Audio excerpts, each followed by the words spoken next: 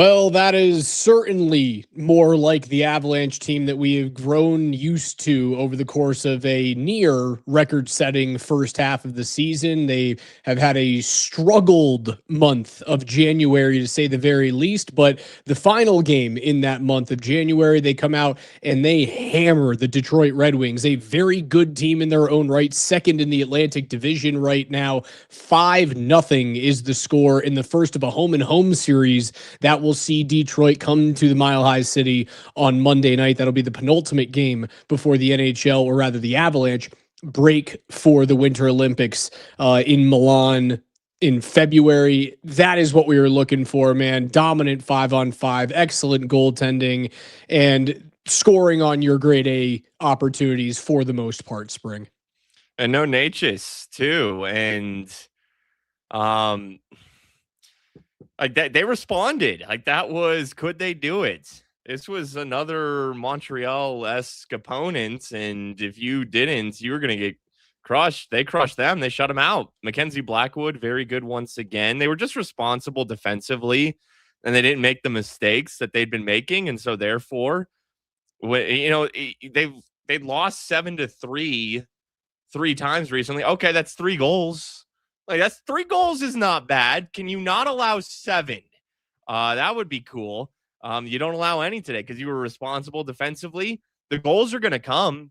You know, again, they might be losing big of late, but they are scoring some goals. So he's cleaning up defensively. And Nathan MacKinnon, it was his day. It was his day. And facing some criticism after the last couple games, but he's just one of those guys. He's going to bounce back. It is inevitable. He's not going to slump for more than a few games. He was excellent today. And again, with no Natchez, because you can put Valeri Nichushkin on that top line. And that's a guy who, even when we talked about how Brock Nelson had been the one player playing well, but Nichushkin is the one player who always works. He always works. Could you see Valeri Nichushkin, Spring, in the postseason play the left side on your top line and you go MacKinnon, Nichushkin, Natchez? You could, but I think it's Landeskog's spot.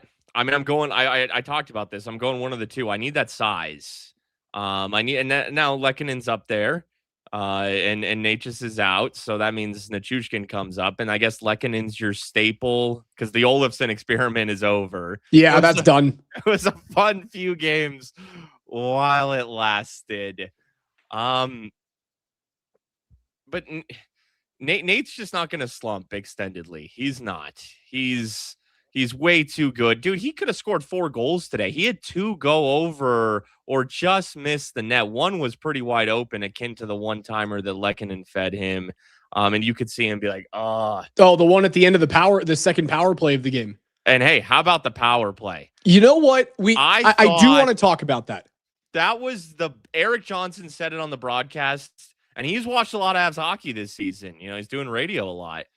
He's right. That's the best. I thought that was the most snappy, concise, best high danger looks that they've gotten consistently. And they don't score on the power play today, but that was the best it's looked all year. Without a doubt, Spring. They have 5 shots on goal in the 2 power play opportunities. I counted 3 grade A scoring chances. 2 of them, they missed the net. 1 of them was a save. And the last one is with like 2 seconds to go on that final power play. MacKinnon just tugs his hat trick chance off the short side. And you saw he had the entire net wide open. Where this all changes is the setup. Like they did 2 small changes today in the neutral zone and getting into the zone. They still use the slingshot, and most good power plays do use either a slingshot or a double slingshot to get inside the zone. But they ended up flaring Cale Makar out to the outside, so it gives MacKinnon it gives him a passing lane to a player that he really trusts to get into the zone and handle the puck. Like, Nichushkin still kind of had pucks bounce off of his stick on the power play, but once they got in, they switched from an umbrella to a box +1. and that puts Nathan MacKinnon up top. It puts Cale Makar on his strong side, and you saw grade A scoring opportunities all over the ice. I think that's the way to fix it. Go with the box plus one. It forces Nate to move his feet. It forces the Avs to crash the net on rebound opportunities. And then when you can get that power play unit to shrink on a box plus one, you start moving in, moving in, moving in. And that's what creates the backdoor opportunities for guys like Nathan MacKinnon and Brock Nelson on the far side if he ends up being on that unit. Well, and I do think it's not a coincidence that Natchez is out and therefore not on power play one. And it's just more left-handed sticks for Nate to feed. It's, Nichushkin, net front, and it didn't really factor in on the power play, but Nichushkin net front on the first MacKinnon goal is huge. Screens John Gibson, and he can, if Landeskog's out, I want that big body presence. Enter Valeri Nichushkin. And it allows, I felt like Nelson on the right side, man, Nelson had a putback that was right there for him, and he put his hands to the sky. Like, how did I flub that one a little bit? But there's rotation you can do on that right side with those left-handed shots. Lehkonen, Nichushkin, Nelson can all kind of rotate in a triangle on that right side. Nate has that left side all to himself. Nate did find himself on the right side on that first power play, but it's easier for Nate to move when he's the only right-handed shot on the wing. It just opens all the space up for him. I don't think it's a coincidence that you just load 3 left-handed shots at the forward spot with Nate. Cale's your only other right-handed shot at the point. It just opens things up for MacKinnon. Yeah, and the box plus one forces you to do is it forces you to move the puck essentially between 2 players and wait until a defender creates a 2-on-1 for you. And the box plus one forces the Avalanche to utilize the 2 best skaters on their team to use their feet. And you saw them scissor back and forth with each other, and not to throw a heated rivalry term out there. You saw them scissor at the top. You saw them go behind the net, and Nate goes out onto the right-hand side, so he's on his strong side. Cale has multiple opportunities, and when he comes down that strong side, Cale Makar, if you don't walk to Cale, he just walks through the middle of the ice and shoots from a golden scoring position in between the hash marks. And if you do step to him, if it's either the high side forward or the strong side defender, Nate's all alone on the backside. It forces you to go, who are my 2 best skaters? Who are my 2 best players? Have them play pitch and catch until someone decides to go to them. And then it should open up a grade A scoring opportunity rather than having to pass through 2 different players. You're passing through 1. Mm-hmm. Yeah. So whatever they did on the power play today, all of that you described, and potentially not having Natchez out there, do that again. Just keep doing that because the power play has to get better. But they showed today that, even without now Natchez and of course Landeskog and Taves, they're still very capable. But they're not going to win a cup. They need Gabe Landeskog to win a cup. This shows that it is an effort thing. It is a focus thing. But, you're going to be above 500 without these guys, but you're not going to soar past 500. You're not going to be that. So you can lose to an Ottawa, a Montreal pretty easily, and you can beat a Detroit who's on that lot. It becomes kind of like a coin flip. What are you going to get on any given night? What is this team going to be? They're going to be a very good team, but they're not going to be that elite team that whips off 5+ straight in a row if they're not at full strength. But it's good to see that they responded. And how about Ross Colton scoring a couple goals here of late from a similar position? Against Montreal, it was Nichushkin setting him up, I believe. Correct. And tonight it was Brock Nelson. It was Brock Nelson, both from behind the net. And Ross is that crash the net type. And those are tricky shots. You see players put those into pads. you see him shoot them wide or high. Ross has buried 2 in a row now. Hey, he's a good player, and it's good to have him back. He missed a couple games. Yeah, and you need to have him finding a way to score. You don't get paid $4 million a year to be a guy who scores less than Parker Kelly. He needs to put the puck into the net. Man, the forecheck from Brock Nelson on that shift was unbelievable. Yeah. His ability to pick up 2 pucks behind the net. Yeah. His ability to pick up 2 pucks behind the net with one hand on his backhand that's so freaking difficult, dude. So difficult to do that in this game. And knowing that he's got a player that all he has to do is thread a puck through the triangle of one defender's stick.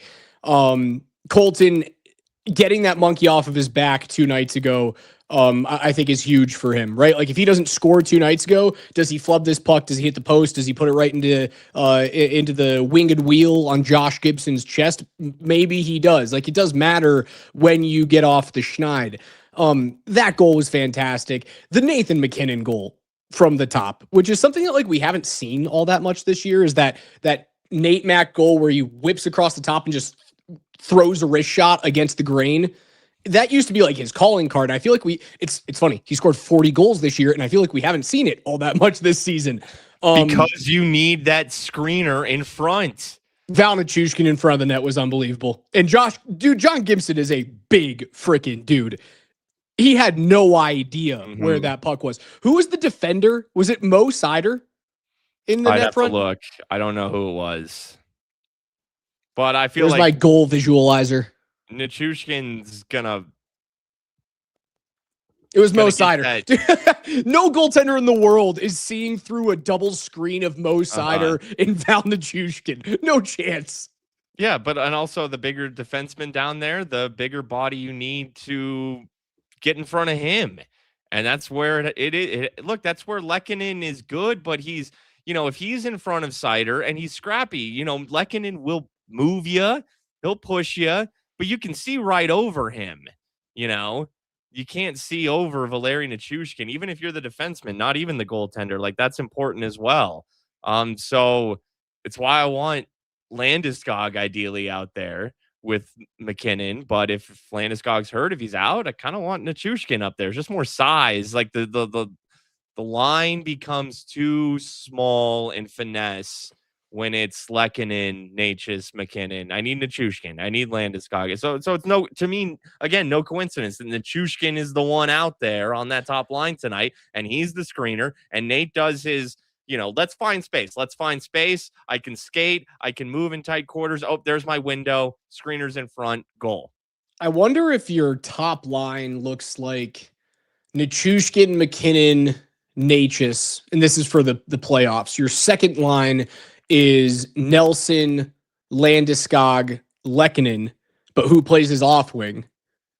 That's where you kind of run into the issue there. I really like Val Nichushkin on the top line. I really like him with Nathan MacKinnon.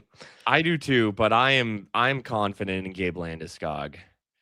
And I think Nichushkin, Nelson, Lehkonen just feels right to me. And Landeskog on the top feels right to me. It just feels right. Gabe's there. And so Natchez out with a lower body injury, but I guess he's day to day. And maybe that's the reason why he was so terrible 2 nights ago. And I said it on the show. I said it on the morning sprint. I thought it was the worst game he had played in Burgundy and Blue was 2 nights ago. And maybe it was because he was injured.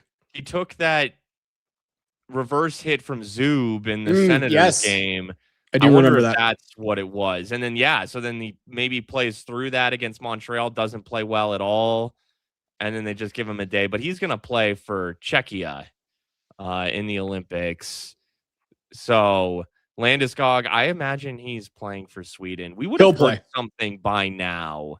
He'll play. He'll wear a C likely. Yeah. And Taves, maybe Taves is back for one of these 2 home games. Because they keep saying Taves is closer than Landeskog, but if Landeskog is playing for Sweden, then that means that Taves could be back. I'm still fine with giving those players their return to action in Olympic fashion. I've said so many times on the post game show, like double IHF hockey is so different from the NHL in terms of the physical intensity and how it's refereed that I would almost prefer a player to dip their toes into the water after a lengthy absence and get your conditioning and get your speed back. And then you come back at the end of February and you go back into what will be a really physical, tough, what is it? It'll be 25 games or something like that. 26 games, I think they have remaining on the schedule after they get back from Italy. That's going to be intense. Like the playoffs come like that. And I think I'd rather see those two players make their debuts back on the ice over in Milan. It might be, but I expect all of them will, except for maybe Landeskog is the only question mark. And that's Taves and certainly Natchez. Natchez could play Monday, Wednesday. I don't know. It's Wednesday, right, against the Sharks, I believe. Yeah, Monday against the Red Wings, then Wednesday against San Jose, and then they're done for literally 3 weeks. Yeah, this is what they're supposed to look like, and I'm excited to see them fully healthy. I really hope they let this box plus one thing on the power play breathe for a couple of games, even if it goes 0 for 3 on Monday against Detroit. If it still looks the same way, give it a couple of games to breathe and see if it works. And if it doesn't, then you go back to the drawing board because, well, can't get much worse than it has been. And so Detroit on Monday, and Nathan McKinnon said after the game, talking to Eric Johnson, I'm glad I caught this. Nate doing two interviews in one game is unheard of. You just have to be Eric Johnson. Unprecedented. Yeah, he'll do it for EJ. He'll do it for his buddy. He'll talk to you twice. And Nate said, hey, it's tough to beat the same team twice.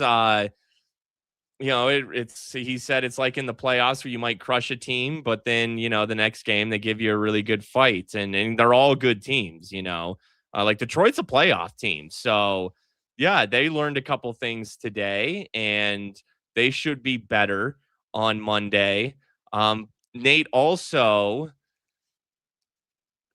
commenting immediately on the tan of Eric Johnson and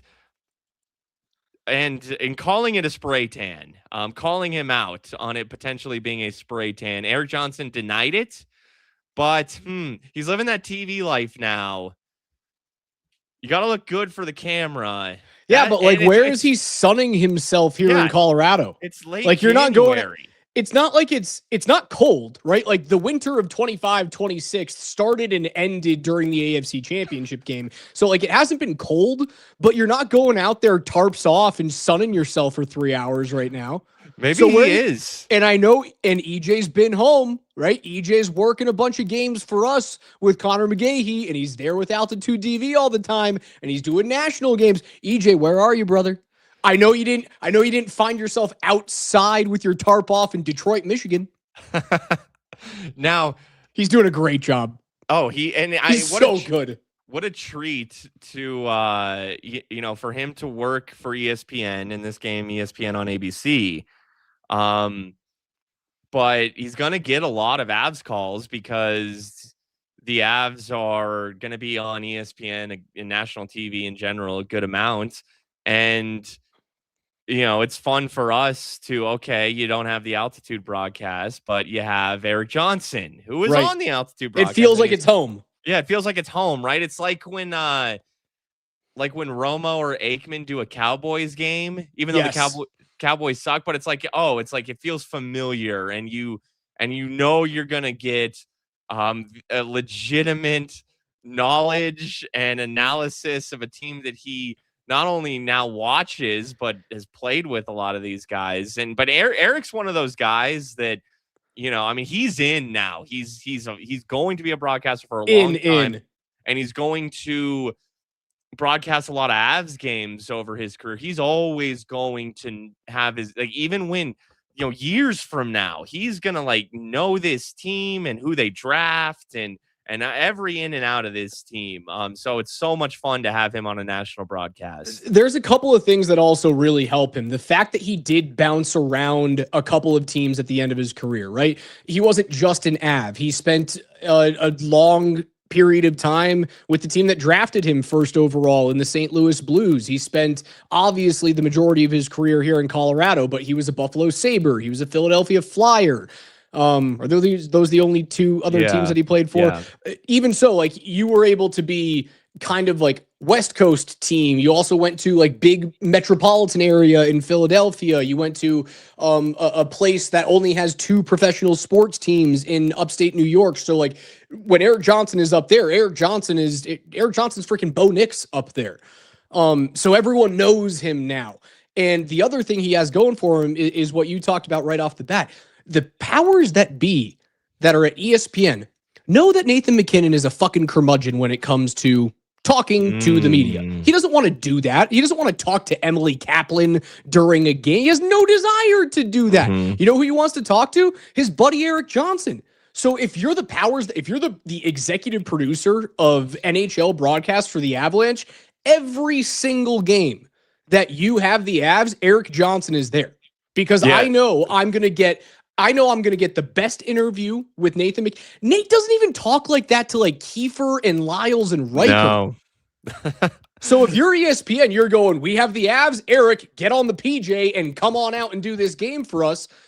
And like, it doesn't stop there. Like when Landeskog, and Landy's a wonderful interview, even if you throw an 8-year-old out there trying to ask him questions, he's going to be great. He's going to be very gregarious.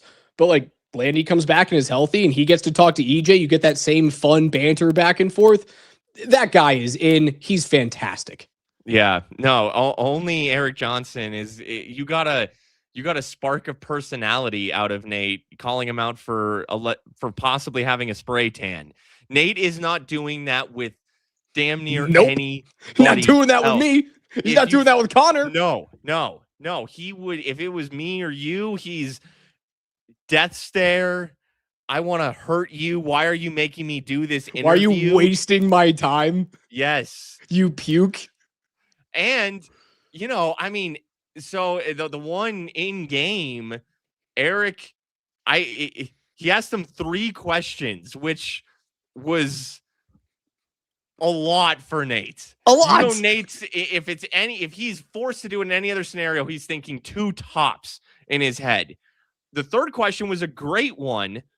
It was about Gabe Landeskog being out and not having the captain. And hey, Nate, we all want to ask him sometimes, you've been in this league for a while. You're a Hart Trophy winner. You're one of the 2 best players in this league. You are a leader. You are a vet now. How are you in that role when Gabe's out? And Nate answered it so well, and he's only going to give you an honest answer if it's somebody like Erik Johnson. And he said, Gabe's the dad on the team. Gabe's an amazing human being. Nobody replaces Gabe. But if you were to ask Nate that and you're not Erik Johnson, he's giving you a nothing answer. Oh yeah. That he was the best part of the non-hockey today, and it wasn't even close. EJ was awesome. It was a great broadcast. It was great for Avs fans. Like on a Saturday morning, midday, to turn on the TV and for it to be fun. Avs win 5-0. You got Erik Johnson. It was great. Did you happen to catch the new Netflix documentary, The Boys of 80, the new Miracle documentary yet? I've heard about it, but I have not watched it. No. Holy crap, is it good? It's an hour and 40 minutes. Maybe you won't. I cried a couple of times. It's just a really good by the book retelling of what happened in 1980. And you realize like how much stuff they had to cut out of Miracle, the Disney movie that came out, in 2004 or whatever it was. And I'm not taking anything away from Miracle. Miracle it's one of the greatest sports movies ever made. It just goes through how many players made the original roster, and they have to make 6 hard. Like, it's not just Ralph Cox that gets cut. at the last second. There's like 6 dudes at the end who are the final cuts. And it goes into in depth showing highlights of that USA and Finland game where they were down 2-1 going into the third period. It is such a good watch. If you're not ready for Olympic hockey yet, that's going to get you in the move. Okay. I will put that on my queue. Yeah, you got it. And it's the timing. There's no doubt that the timing of the release is intentional. Right before the Olympics. And opening ceremonies are on Friday evening. That's crazy. When are the first games? I think the women's tournament starts. I believe the men's hockey tournament is like one of the last things. They do like men's hockey and then the women's free skate for figure skating are like the 2 last ones that you do. Those are the marquee events. I don't think the men have their first game until like the 12th, something like that. Okay. So this thing's going to close, or it's going to be like maybe week 2 type thing. Okay. It's going to be awesome. It's going to be the best part of the Olympics. I'm more of a summer Olympic guy than a winter. Most people are. And I am too. Like if I had to choose either one, I'm taking the Summer Olympics because there are more watchable events. I'm also not someone that's like, oh, it's the Winter Olympics, get out of here. Sure, me too. I enjoy watching, like, I'm not going to sit there for 3 hours, but like, if there's ski jump on there, I'm going to watch it for a bit. If there's my favorite thing in the world is to watch freestyle moguls. That is insane. Mm-hmm. No, I enjoy it all. But I do think the team sport, if you get a good team, like basketball would be great. Team USA is just so good.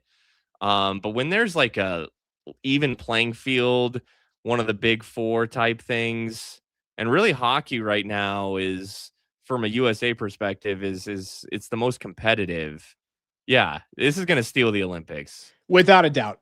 Thursday, February 12th, the U.S. men play their first game at 3:10 p.m. Eastern, 1:10 p.m. here in the Mountain Time Zone. They play Latvia on the 12th. They play Denmark on the 14th at the same time. And then at 1:10 p.m. on Sunday, second of them back-to-back, they will play Leon Draisaitl and Germany before they get into the playoff rounds. Okay, the USA are Team USA is minus 950 favorites against Latvia. Yeah. Minus 3.5 on the puck line, although it is plus 130. Canada, Czech Republic. That's a great hockey game. That is. Canada minus 360, but Marty Necas, David Pastrnak, Danny Vladar. Who else is on that Czech team, that Czechia team? I'm probably forgetting a big name. David Jiricek probably on defense. Okay. Here, I've got the Czechia roster in front of me right now. Good. Tomáš Hertl. There you go. Andre Kashe, who spent, I think he had like 4 seasons. David Kampf with Vancouver. Former NHLer Dominik Kubalik. Andre Palat, who was just traded from New Jersey to the Islanders and has scored, I think he scored twice in his first 3 games over there. You mentioned Pastrnak. You mentioned Necas. Pavel Zacha, the Boston Bruin, will be there. Defenseman Radko Gudas of the Anaheim Ducks. Defenseman Filip Hronek, who might have the hardest shot in the NHL, is going to be there as well. David Spacek from the Minnesota Wild. They don't have Jiricek on this team, but the goaltenders are pretty good. Lucas Dostal, Dan Vladar, and Karel Vejmelka. Like, pretty solid goaltending. Yeah. So, obviously, it'll be Necas against Kale and Makar and Taves.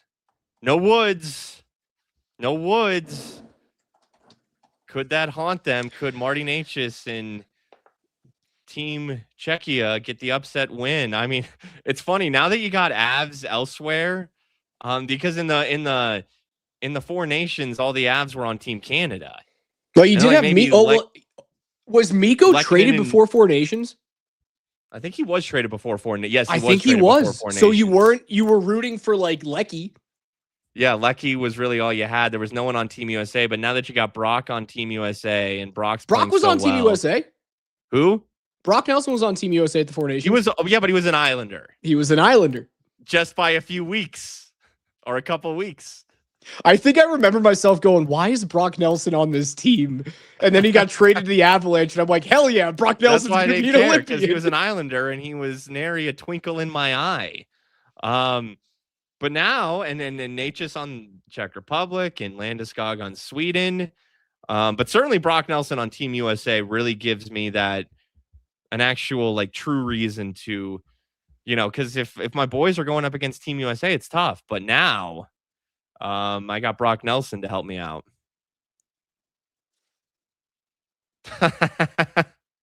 See, you can only wear a shirt like that if it's got red, white, and blue on it. Absolutely, man. Because other than that, Brady Tkachuk is throwing elbows into Sam Malinsky's face.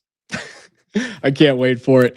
All right, Spring. Yeah, good bounce back game from the Avs, and we'll be back on Monday evening after the Avs take on the Detroit Red Wings for the second time in 3 days. Little home and home action against the Wings. Then they'll finish off the first half of the season is come and gone, but essentially the first half of the year before they take that 3-week Olympic break. Wednesday night against Hart Trophy hopeful Macklin Celebrini and the San Jose Sharks. Speaking of the Art Ross race, 94 points for Connor McDavid. 91 now for Nathan MacKinnon. He is the first player in the NHL to reach the 40-goal mark, and he has now a 6-goal lead on Connor McDavid for the Rocket Richard race as well. So he's starting to inch back up there, but still the betting favorite to win the MVP.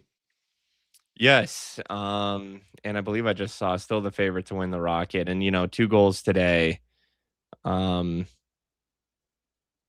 I'd love to see him win that award just to add to the trophy case and to do something that, to just keep evolving. And how about, we mentioned Pastrnak, you watching the Stadium Series tomorrow, Tampa, Boston?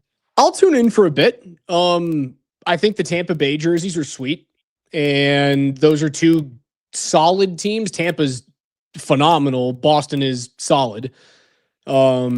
Are they I'll like watch for a pirate? Or is there like a pirate map as like the kind of flooring around the rink? Yeah, the printed flooring is a pirate map, and they've got all these like they've got like Lord Stanley's Point and like Captain Headman's Cave and stuff like that. They're kind of playing into fun. it, and it's like I like it's that fun. Actually. Yeah. You know what? I'm gonna watch it for a bit. Is it something that I'm gonna like stop my day to do? No, but I'm gonna tune in for a touch and see what those jerseys look like and see how Raymond James Stadium with the pirate ships is. Yeah, I'm gonna do that. Why not? Yeah, and look, when Casey Middlestad's playing hockey, I tune in. Okay. And then the baby girl can fend for herself because Casey's playing. All right, Spring, let's get out of here. Avs win 5-0. We'll talk to you guys on Monday night after the Avs take on the Red Wings. For Spring, I'm Raj. Thanks for listening to Between the Pipes.